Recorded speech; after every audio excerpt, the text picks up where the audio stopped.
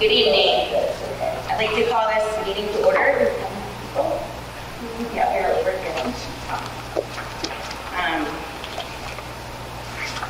First we'll take a moment of silence.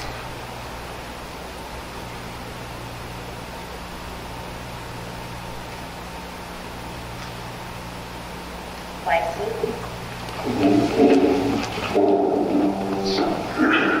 I pledge allegiance to the flag of the United States of America and to the republic for which it stands, one nation, under God, indivisible, with liberty and justice for all.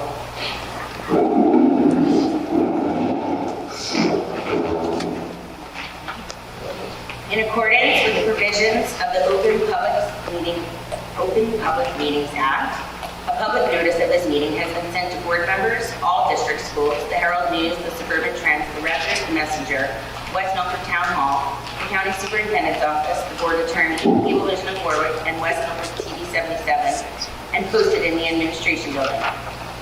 Copies of the board meeting calendar resolution were provided to all local media, Town Hall, Township Library, and all district schools.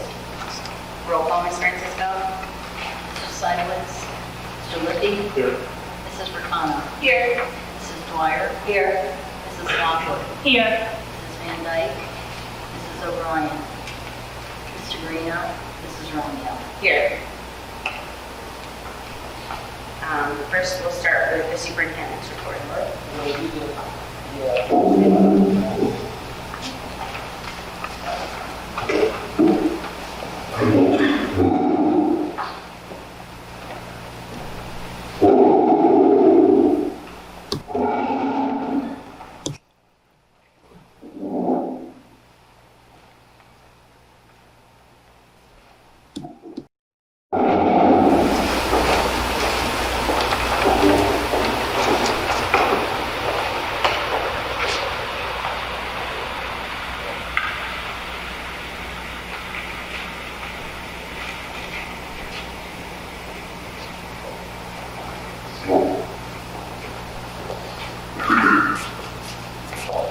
evening, board members, members of the public, members of the viewing public. Tonight we have what is still like to get the deal, but we have a printout in front of you.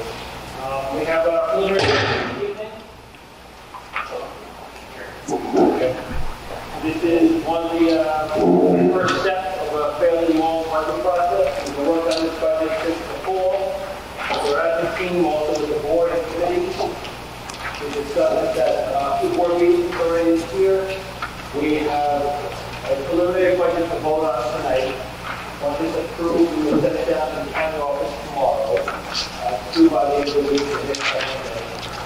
Alex, can you use the mic, please? So we'll be getting the budget down to the county this week, at which point we have about a month and a half to make further adjustments if so desired. We have a committee meeting next week, and then we have another committee meeting in April, right before the public hearing, which will be at the end of April.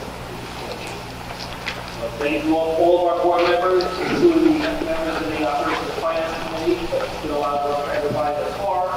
We'll got your budget folks a few weeks ago. It's not a small document, so thank you for taking time to get through it all.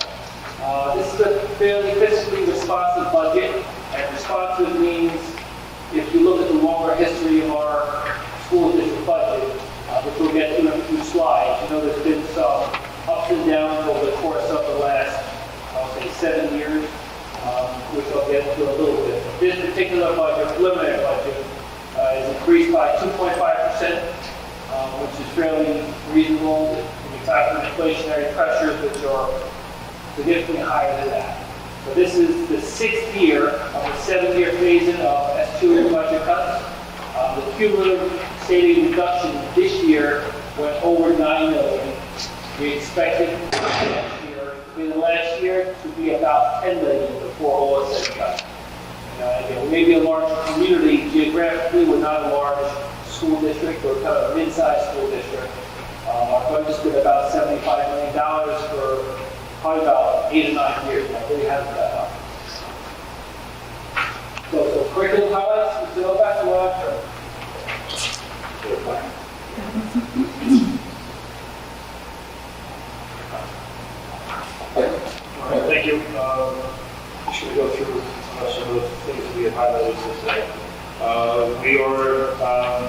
continuing our work with our high school enrollment course offerings. That's something that we've been talking about and working on for the last 2 or 3 years. We've been able to add courses in each of those last 2 years.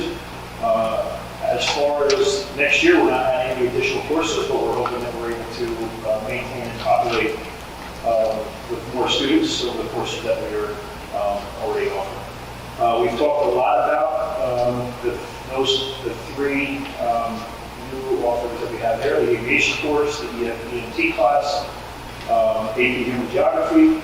There's also the new SAT prep course that we're going to be adding to our high school program. Luckily, a number of those structures have not had an impact, a significant impact on the school budget. I know Mrs. Ludwig and staff have been in the process of creating new aviation and EMT courses, have done it in a very cost-efficient manner, so we don't look at significant costs for adding these new courses. We are continuing with our Conquer Math training. That's a K-12 initiative.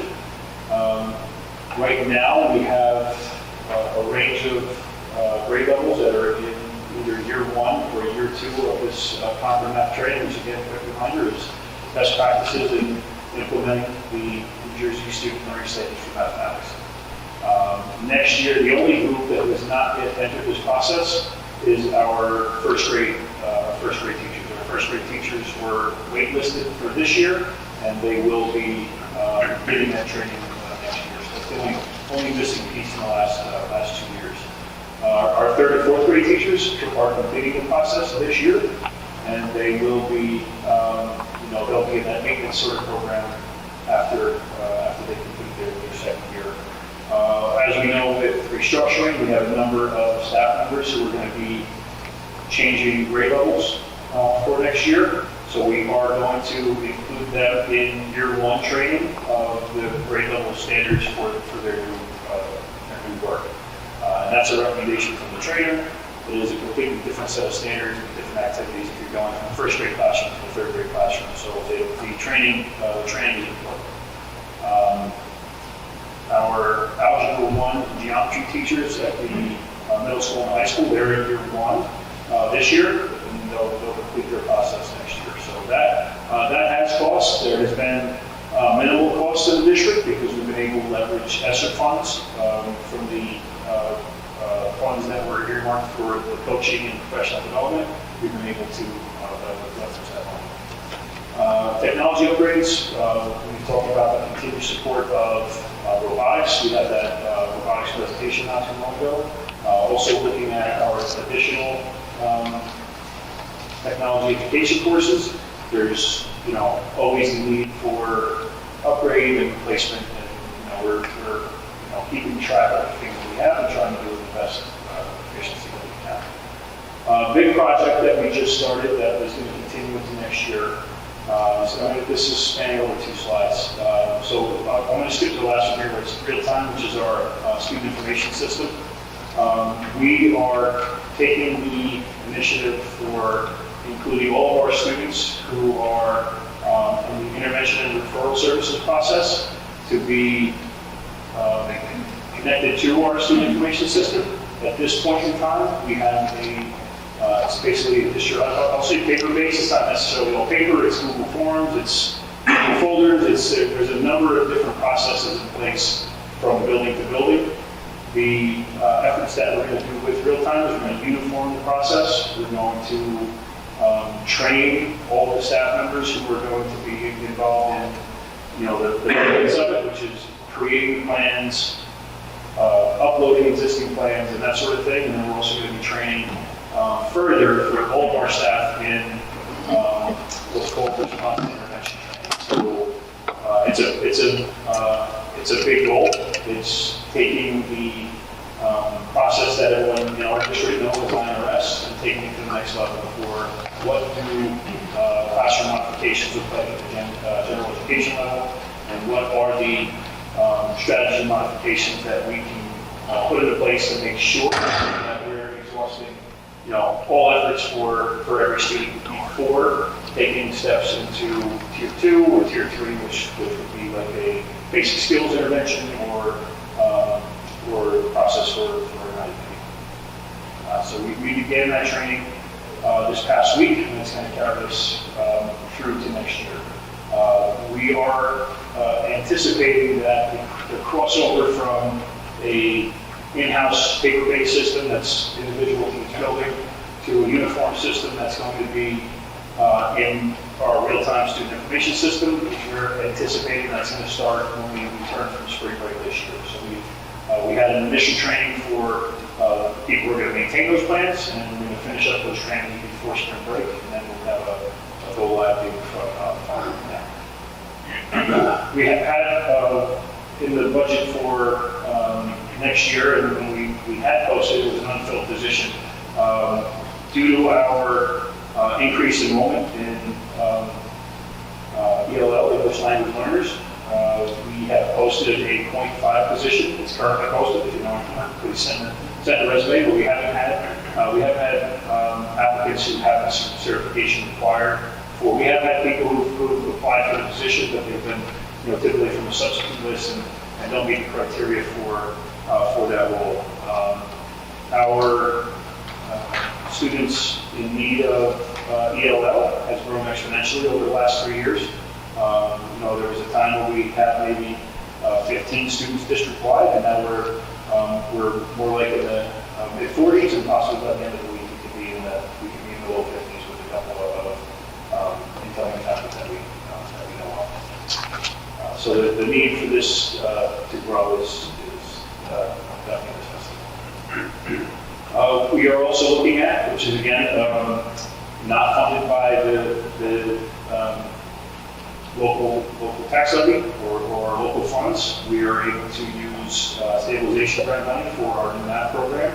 We reviewed 5 new programs, and we're at the point of having those in-depth discussions about which program that we think meets the needs of our students. We've got a committee, probably about 25 staff members representing all grade levels, all schools, and we need to have those discussions.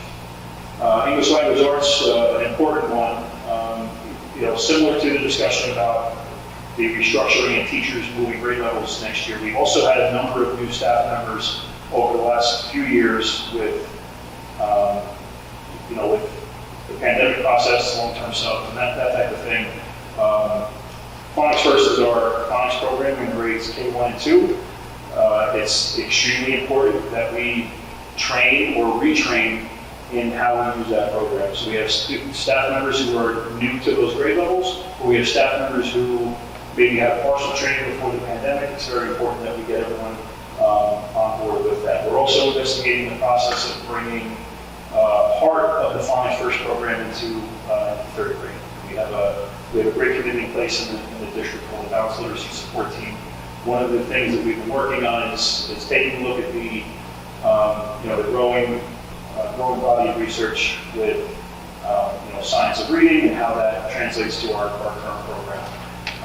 Phonics First is going to be coming in and talking to that group as well as training our new staff members. Knowing Science is a program that has been implemented over the last 3 years. This was our final year in that 3-year process for bringing in all of our units and all of our curriculum materials for our K-5 staff. Next year we begin our first year in the what we call the replenishment cycle, where it's just replacing what they call common items, whether it's parts for the solar car, whether it's the popsicle sticks for the activity the students are using.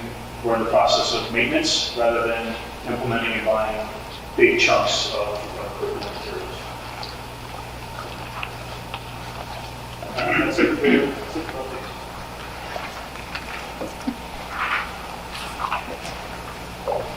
All right, thank you. So some budget basics.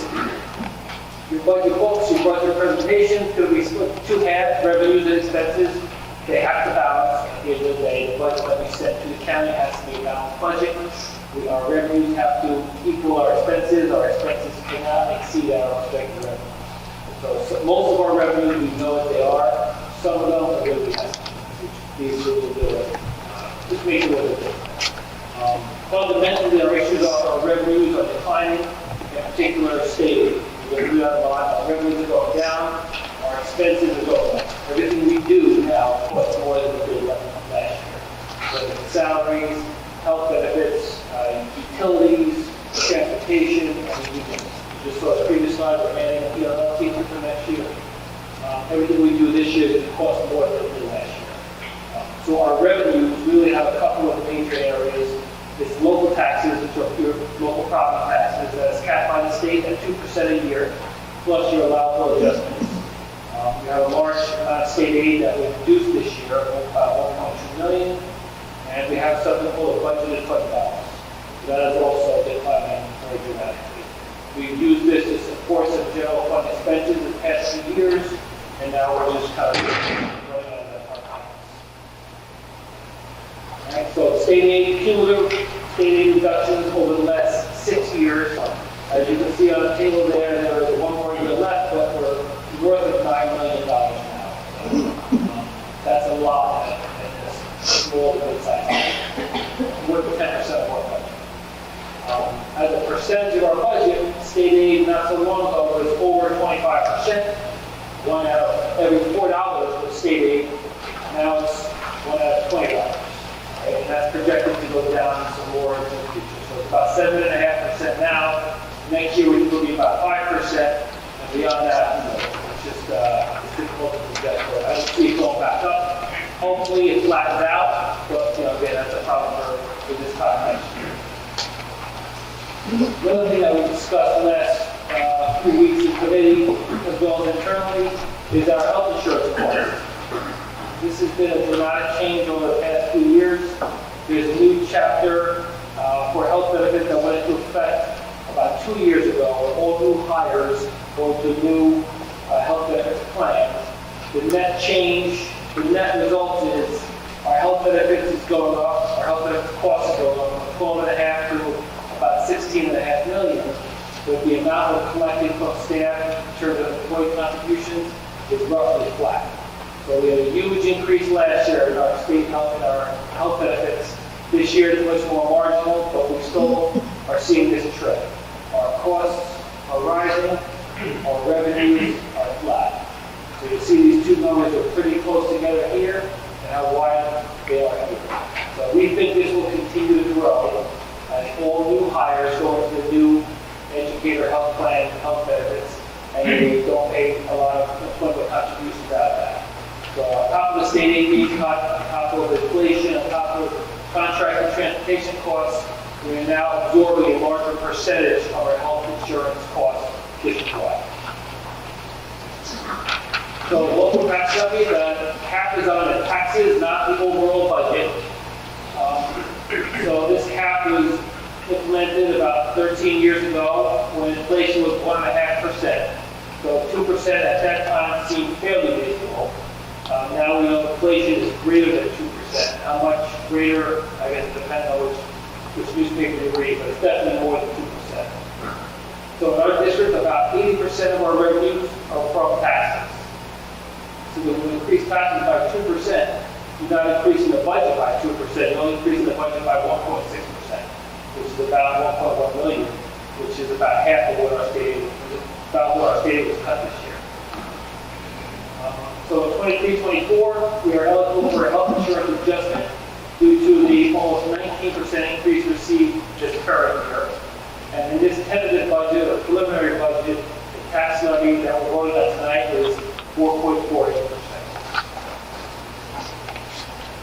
This is the 12-year average. Our taxes is about 1.8 over that last 12-year average. It's a little higher this year, a little bit lower in the past.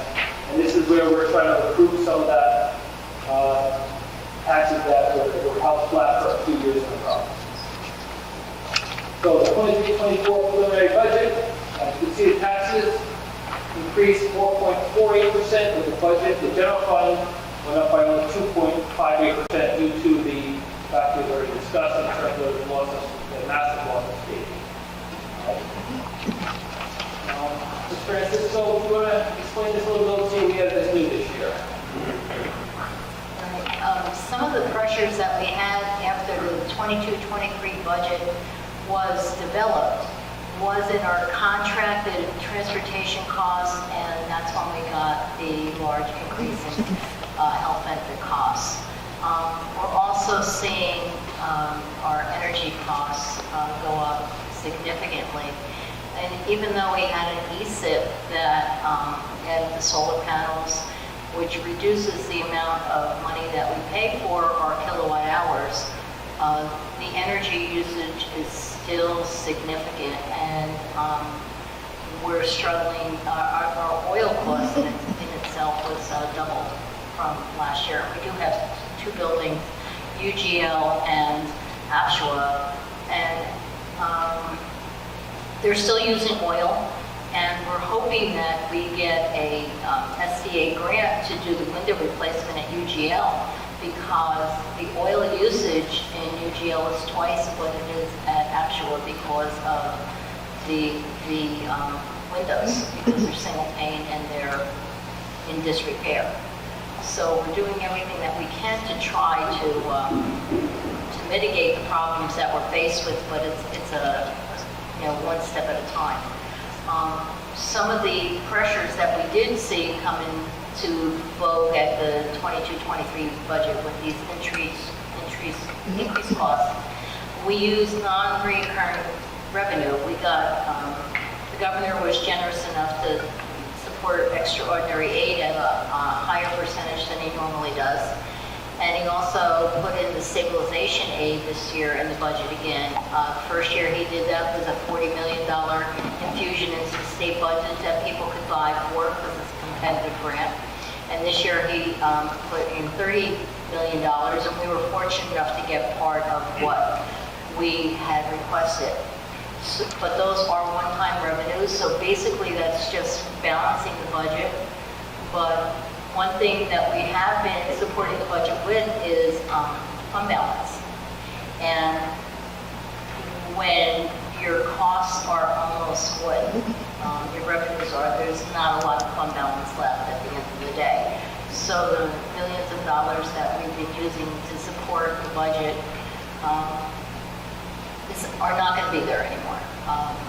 Through the years, you've heard me say that when we put fund balance into the budget, we like to do one-time projects, because this way, if the money's not there next year, it doesn't really matter, because you finish the project, it's one and done.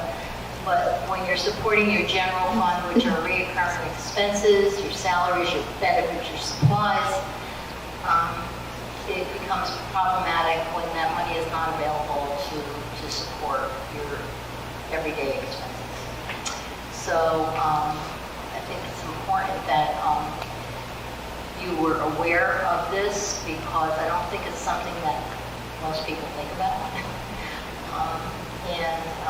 Unfortunately, as Dr. Amron showed in the previous slide, those years of zero tax levy increase are now coming back, and it's causing even more pressure than just the reduction of state aid, because had we gotten a 2% increase in those years, then you would have had some additional funding to help support the reductions in state aid, which are not there anymore. All right, so this is the breakdown of our revenues. You can see reductions in red. Phase one, obviously, is well state aid. We do have additional fund balance here that we do not anticipate moving forward. So we can probably look at a cut at that in one of those lines next year. In the future, expenses, this is where the money's going, this is where we're spending it. A new line this year is charter school tuition, which is something we haven't typically had a budget for, and now we do. So it's $67,000 in this projected budget for charter school tuition for next year. You see some other expenses that where some staffing reductions have been realized or recommended, and that's why we have reduced costs in the field. So the tax levy impact, the median home in town just increased to $242,700. That's the median, that's the minimum. Half of the community is higher than that number, half is lower. So your tax property increase on the median house will be $235 a year, or just under $20 a month. If your house is assessed at more than that, your tax increase will be greater. If your house is assessed at lower than that amount, your tax increase will be lower. We do have some capital projects in this budget. Focus on these three schools, UGL, Maxfield, and the high school. These are all mostly necessary products. The windows at UGL are very good, they're original. We have door replacements in both buildings. We have a septic field, a generator, and then we have a pretty large project going on at the Maxfield cafeteria. We believe that's mostly original tiles and original equipment in the kitchen as well. We look forward to modernizing that building. Staff reductions. This is where you see our expenses going down in these solid areas. This is preliminary. This is not final until April, but these are projected reductions or proposed reductions now for next year. And it's a little bit at every level, elementary, middle, high school, different departments. The cuts are sort of spread out as evenly as possible throughout the district. The latest thing we added, I don't think we had this last time we discussed this, but the lane bus at the high school. We have two lane buses. One is a 330 and one's a 445. The 445 historically is for athletes.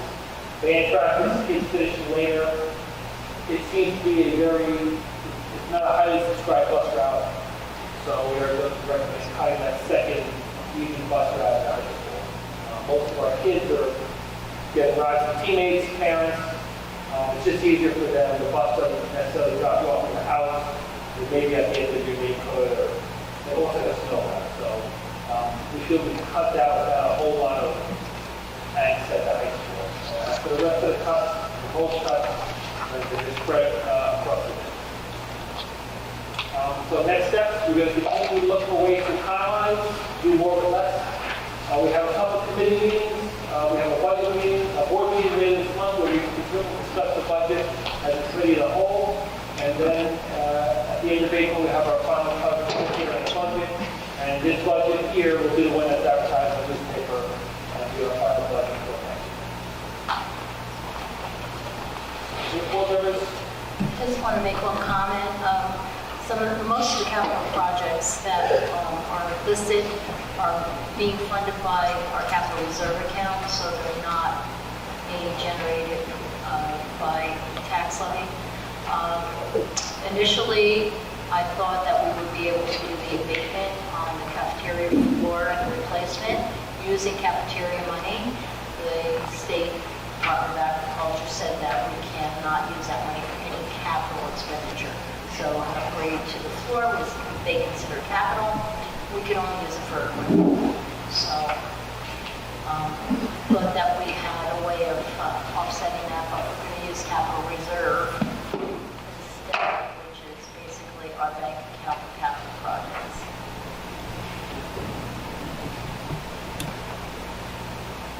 Ms. Francisco, will that draw the capital reserve down to zero? No, we still have some money left. Thank you.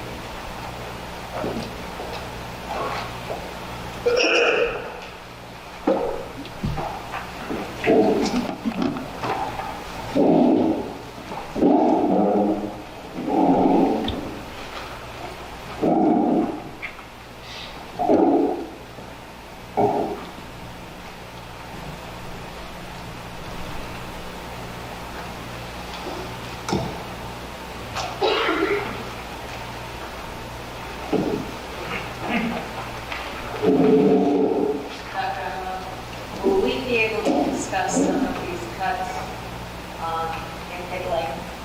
What we could, I think some, I see one that I consider a very serious cut, and I would like to have my input from the rest of the board.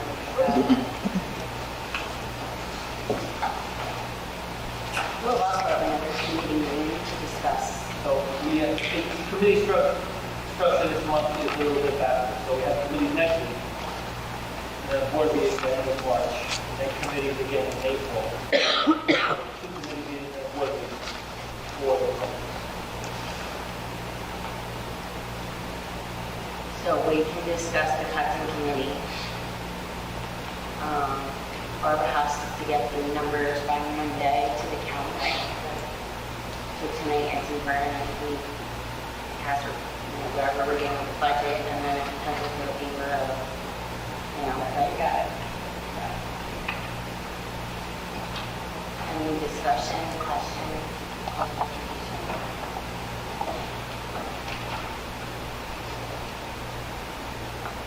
Seeing as none, other comments?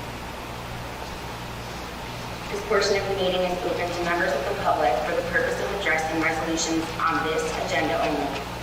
Members of the public who have requested to speak prior to the meeting will be recognized by the chair first. Each speaker will be given 5 minutes for a period of 30 minutes, and then time permitting, other public comment limited to 5 minutes per speaker will be allowed until the 30-minute time period transpires. All members of the public speaking during this public comment period are asked to address topics listed in the agenda. All speakers are asked to sign the register provided and to give their full name, spell their last name, group affiliation if appropriate, and provide their address.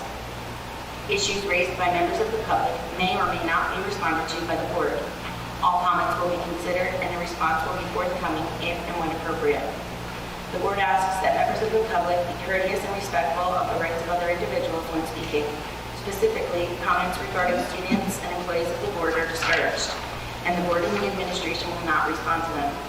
Students and employees have specific legal rights according to them by the laws of New Jersey. The board is not responsible and is not liable for any comments made by members of the public.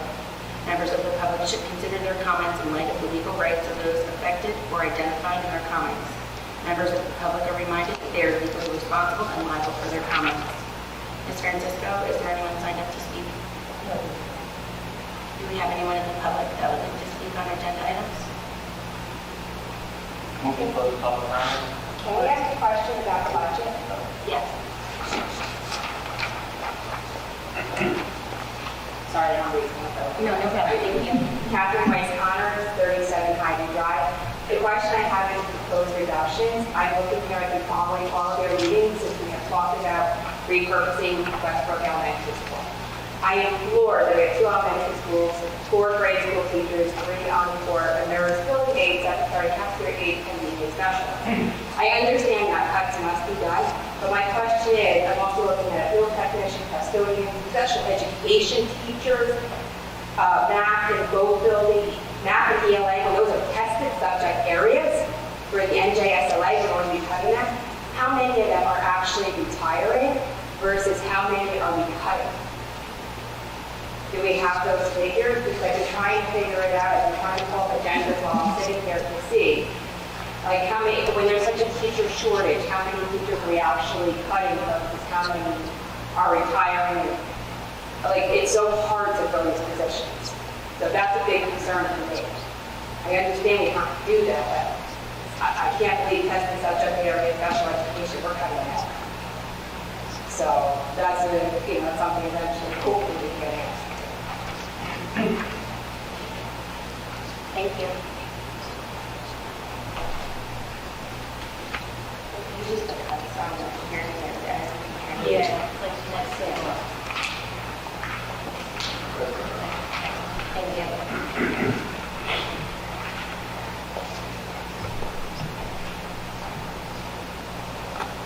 Any other public comments? Seeing none, I move to close public comment. Second. All in favor? Aye. Any opposed? Just one agenda correction. We're going to pull into place operations and finance number 1 with operations and finance number 1 on the green sheet that will be on your front. The numbers changed since this was printed on, that's just Friday. But the one on here, operations and finance, is pulled and replaced with I move to adopt the amended agenda.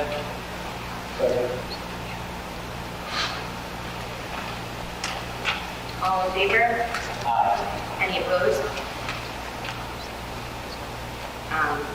Before we move on, Peter, just FYI, I am going to ask you personnel. I just wanted you to know. All right, to education, Mrs. Dwyer. Okay, I'd like to move items 1 through 3 for approval and 4 after executive session. Second. Any discussion?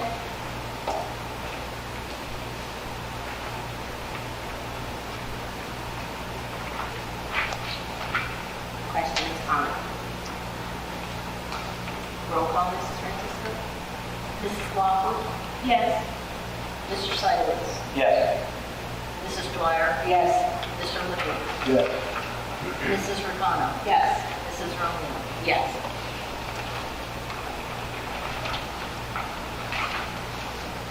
Mr. Lippy, could you please see personnel? Personnel 1 through 7. Second. Discussion?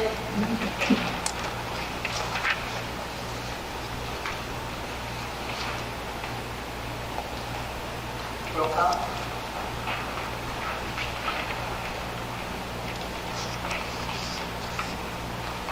Mrs. Dwyer? Yes. Mrs. Rapano? Yes. Mrs. Lawson? Yes. Mr. Lippy? Yes.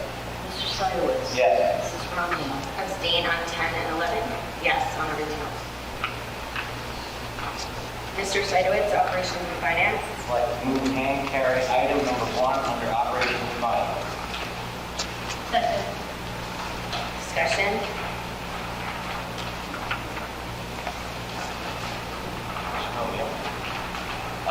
In regards to budget, just to make clear that this is not the finalized budget number that we are voting on and setting out for general tax levy, that we do have other sessions ahead where we get to discuss this further.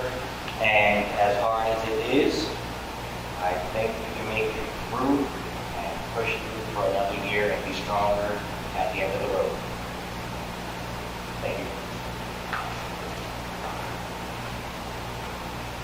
Anyone else?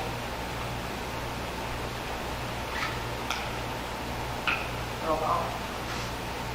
Mrs. Rapano? Yes. Mr. Seidowitz? Yes. Mrs. Dwyer? Yes. Mrs. Lawson? Yes. Mr. Lippy? Yes. Mrs. Romeo? Yes.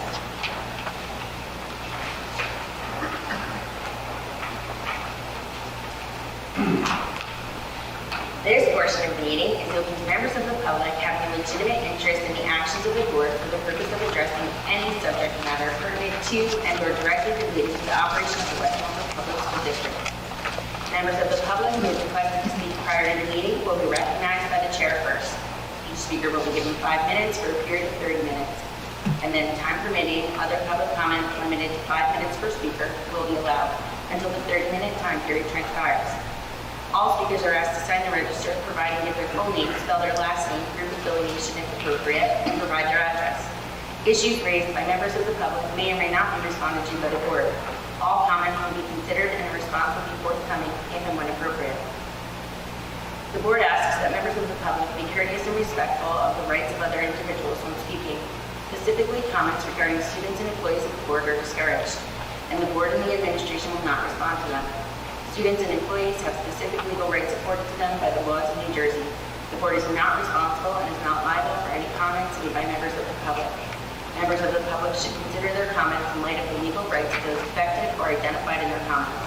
Members of the public are reminded that they are legally responsible and liable for their comments. Is there anyone that would like to speak?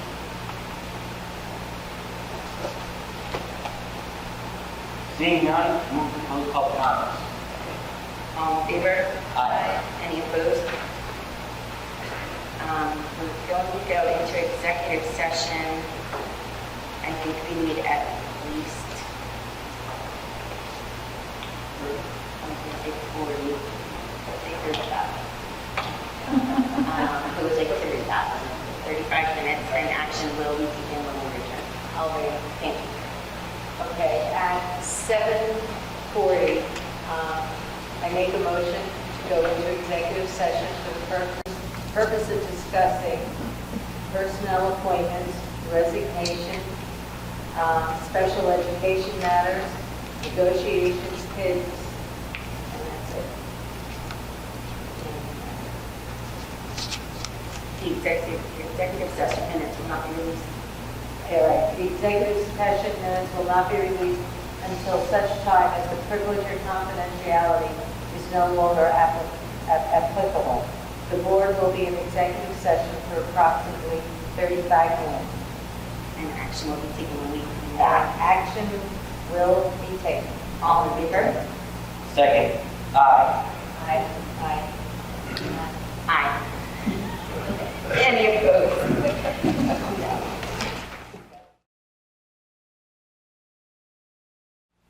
I'd like to call the meeting back to order.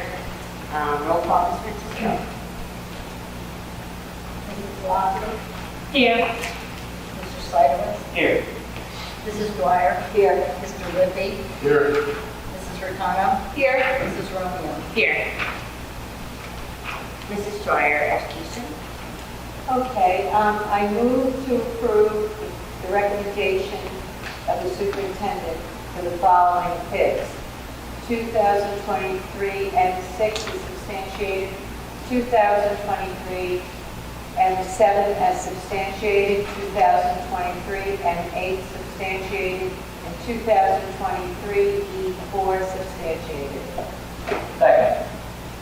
Any discussion? Seeing as none, roll call.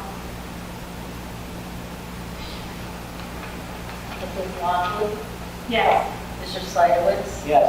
Mrs. Dwyer? Yes. Mr. Libby? Yes. Mrs. Hurtado? Yes. Mrs. Romeo? Yes. I move to adjourn at 8:28. Second. That's good.